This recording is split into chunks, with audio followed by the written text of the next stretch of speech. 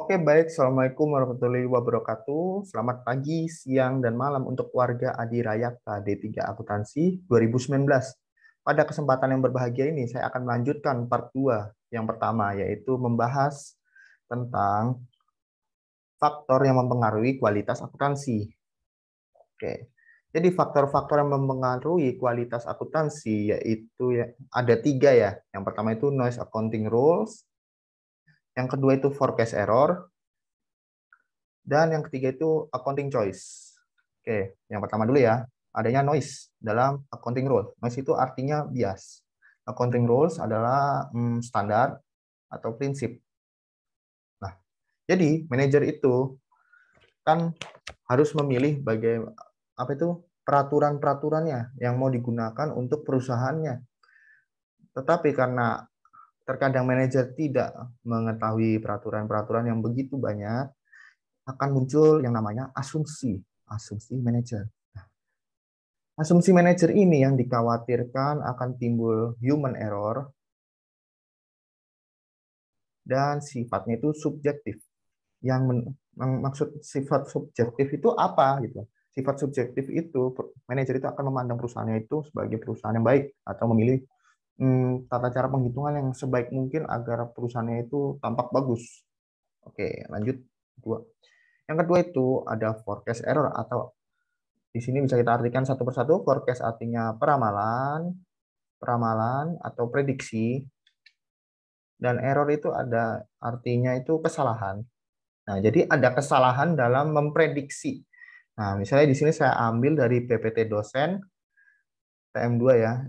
Jadi di sini ada contoh sales growth rate. Nah, di sini berapa forecastnya? Ada 6%. Nah, dari mana nilai 6% ini? Dari keputusan manajer. Manajer itu bebas menentukan kira-kira berapa forecastingnya. Tapi sebenarnya bukan sebebas-bebasnya. Sebenarnya ada rumusnya untuk menentukan forecast ini. Bisa menggunakan trendline mungkin atau uji statistik. Nah, itu nanti aja masalah ekonometrika atau materi statistik ke depannya ya.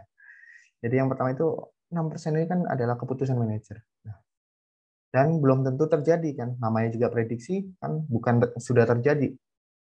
Bisa saja ya 2018 itu sales growth-nya itu cuma 5%. Bahkan bisa meningkat pesat hingga 7%, 10%. Nah, ini kan kita belum tahu nih keadaan ke depan itu bakal gimana. Nah, ini yang menyebabkan kualitas dari akuntansi itu menurun karena kesalahan forecasting. Selain sales forecasting, ada juga ya yang kita kenal itu prediksi piutang tak tertagih itu berapa? Ada 5% mungkin, atau mungkin ada prediksi berapa sales return atau berapa barang yang akan kembali pada akhir periode akuntansi. Nah, itu kan merupakan keputusan manajer. Ini yang akan menyebabkan turunnya kualitas. Quality. Oke. Lanjut lagi, yang ketiga yaitu accounting choice atau pilihan standar yang akan dianut. Nah, ini saya mengambil contoh satu ya, yang paling sederhana itu adalah metode depresiasi. Metode depresiasi ada berbagai macam cara atau metode. Yang pertama itu ada straight line atau garis lurus, ada declining accelerate ini double declining, lalu ada SOYTD, lalu ada unit production atau tingkat produksi. Nah, setiap perusahaan itu memiliki kriteria bisnisnya masing-masing. Lalu tentunya manajer akan menyesuaikan kira-kira metode depresiasi apa yang cocok untuk perusahaan itu. Nah, dengan adanya perbedaan ini dalam memilih metode depresiasi, tentu akan menimbulkan bias dalam akuntansi. Misalnya nih ya, film A dan film B itu asumsikan sama ya, asumsikan core bisnisnya itu sama ya, misalnya di bidang penerbangan. Misalnya film A itu menggunakan metode depresiasi untuk pesawatnya itu menggunakan double declining, dan film B itu menggunakan straight line.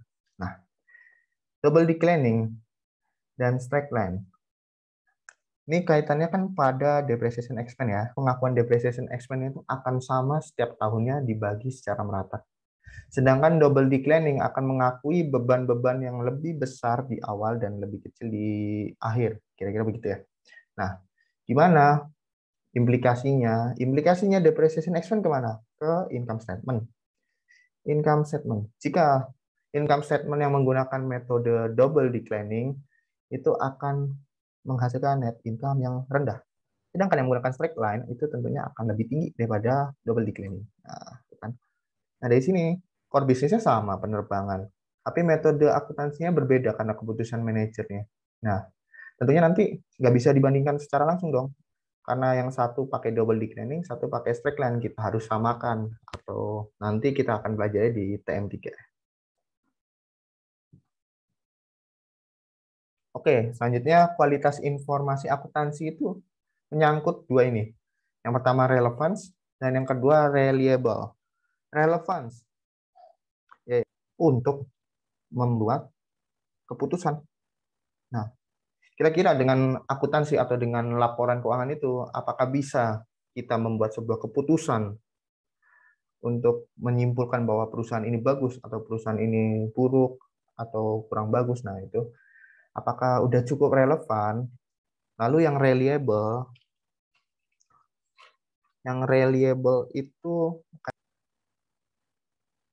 nah, dapat diandalkan ini maksudnya gimana? Dapat diandalkan itu apakah laporan keuangannya itu sudah sesuai standarkah atau ada kesalahan kah? Nah, itu berkaitan dengan reliable. Oke, kita lanjut ke part 2 bagian kedua, bukan analisis akuntansi. Nah, ini secara overview untuk intro ke TM3 ya. Nah, yang pertama kita harus memahami apa itu tujuan dari accounting analysis. Yang pertama yaitu menyesuaikan standar, dan yang kedua itu menyesuaikan distorsi. Menyesuaikan standar itu gimana? Kita harus menyamakan standar atau prinsip akuntansi dari perusahaan satu ke perusahaan dua yang dijadikan pembanding. Dan yang kedua itu adalah menyesuaikan distorsi. Jadi dalam laporan keuangan itu dimungkinkan terjadinya distorsi. Nah, distorsi itu apa? Distorsi itu bias dalam laporan keuangan atau bisa disebut juga kesalahan atau bermakna ganda ya. Nah, jadi di sini saya akan jelaskan sumber-sumber distorsinya, akuntansi. Standar akuntansi yang berbeda dari si A dan si B ini akan menimbulkan distorsi. Bisa saja perusahaan A itu terlihat bagus karena standarnya dia menggunakan standar yang satu, atau perusahaan B terlihat buruk karena dia menggunakan standar akuntansi yang satunya lagi, yang menyebabkan pengakuan bebannya terlalu besar. Nah, itu yang menyebabkan distorsi. Lalu ada kesalahan forecast. Seperti yang saya jelaskan tadi, kesalahan forecast dalam manajer itu dimungkinkan terjadi ya. Karena sifatnya itu belum pasti. Bisa saja ada perubahan tren dalam pasarnya, atau mungkin memang salesnya lagi buruk dari perusahaannya, atau ada performa yang turun, atau situasi ekonomi, banyak sebenarnya penyebab eksternal atau internalnya. Nah, yang ketiga itu trade off. Trade off antara apa? Antara ini tadi. Nah, antara relevan dan reliable. Oke, kita tulis saja di sini. Relevance, reliable. Oke. Jadi di sini saya akan menjelaskan trade off relevant dan reliable ya di lembar kosongnya. Misalnya, suatu perusahaan itu melakukan sebuah forecasting. Di mana dalam melakukan forecasting itu kita akan menembak yang namanya persen prediksi pertumbuhan, persen growth-nya. Nah, atau persen return tergantung konteksnya. Kalau growth mungkin ini sales, return itu ya juga sales penjualan. Kira-kira ada berapa persen barang yang mungkin dikembalikan oleh pembeli. Nah, dengan adanya forecasting, kita harus menembak adanya persen growth atau persen return. Nah, ini dengan disajikannya persen ini, kita akan meningkatkan relevance. Relevance kita akan meningkat karena dengan adanya data berupa persen growth sales atau persen return ini, pembuatan keputusan, nah ini keputusan menjadi lebih terarah kan. Kita jadi bisa tahu, oh ternyata prediksi sales ke depan itu lebih bagus. Kita harus melakukan misalnya peningkatan aset, atau kita harus melakukan investasi pada sisi tertentu. Nah, itu meningkatkan relevan atau membuatkan keputusan menjadi lebih baik atau terarah. Lalu yang reliable, reliable-nya tentu akan turun. Kenapa? Karena dalam presentasi ini kan belum pasti terjadi ya. Masih angan-angan lah ibaratnya. Jika masih angan-angan ini tentunya tidak akurat kan, tidak akurat. Nah, tidak akurat berarti sama aja tidak andal. Dua hal ini yang disebut trade-off. Jika mungkin kita akan meningkatkan relevance, tapi implikasinya akan menurunkan reliable suatu akuntansi. Oke, balik lagi kita ke earning management. Nah, misalnya di sini earning management ya, aku jelasin di slide baru. Earning management itu adalah sebuah perilaku ya, perilaku untuk meningkatkan net income perusahaan pada kondisi tertentu. Nah, misalnya apa? Menjual aset. Nah, menjual aset kan nggak mungkin terus-terusan ya, mungkin sifatnya itu kondisional. Nah, makanya ini. Tapi kan kita kan menerima uang kas. Nah, uang kas kan mencerminkan keuangan perusahaan. Jika keuangan perusahaannya bagus, maka investor akan tertarik. Nah, bisa juga menjual barang, barang dagang pada subsidiary atau anak perusahaan. Nah, ini sebenarnya nggak sah ya kita jual barang ke anak perusahaan. Ya kan ibaratnya seharusnya itu kan sales itu mencerminkan suatu perusahaan terhadap kegiatan penjualan terhadap instansi yang tidak terkait gitu. Kalau anak perusahaan kan terkait kan namanya juga anak kan nanti perusahaan anak ini akan mengkonsolidasikan laporan keuangannya pada induk.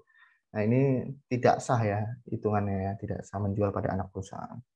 Oke, kita lanjut ke langkah-langkah accounting analisisnya. Yang pertama itu identifikasi kebijakan akuntansi. Kira-kira ada kebijakan akuntansi yang memungkinkan adanya percabangan atau perbedaan metode pengakuan. Nah, itu nanti nyambung lagi ke fleksibilitas. Nah, fleksibilitas itu adalah kemungkinan untuk memilih standar yang berbeda-beda. Ya, setelah kita mengukur fleksibilitas sebuah akuntansi, selanjutnya kita akan mengevaluasi strategi akuntansinya. Kira-kira kenapa perusahaan itu memilih standar A atau standar B? Apakah ada kepentingan tersendiri untuk menyembunyikan sesuatu yang buruk atau meningkatkan untuk menampilkan sesuatu yang baik banget? Nah, lalu bagaimana dengan kondisi peer industries atau industri sejenis? Apakah menggunakan metode yang sama atau berbeda? Lalu bagaimana alasannya? Kenapa kok dia pakai strategi atau prinsip A gitu nanti? Nah, alasan penggunaan strategi akuntansi atau prinsip itu akan dijelaskan pada CALK. Makanya kita harus mengevaluasi disclosure atau CALK-nya. Lalu lanjut lagi kita mengidentifikasi red flag. Apa itu red flag? Red flag itu hal-hal yang dikira itu diindikasi mencurigakan dan berpotensi untuk mendistorsi laporan keuangan. Lalu jika kita sudah mengidentifikasi kira-kira mana aspek yang akan mendistorsi, kita harus menghilangkan distorsinya. Nah, bagaimana cara menghilangkan distorsinya? Ini akan dibahas pada TM3. Oke, baik. Sekian penjelasan dari saya. Jika ada kesalahan kata atau mungkin saya kurang jelas untuk menjelaskan, bisa hubungi saya melalui DM. Nah, terima kasih sudah menyimak video ini. Semoga semakin jelas. Dan sekali lagi saya ucapkan mohon maaf atas ketidaksempurnaan ini, karena kesempurnaan hanya milik Allah Subhanahu wa Ta'ala. Dan wassalamualaikum warahmatullahi wabarakatuh.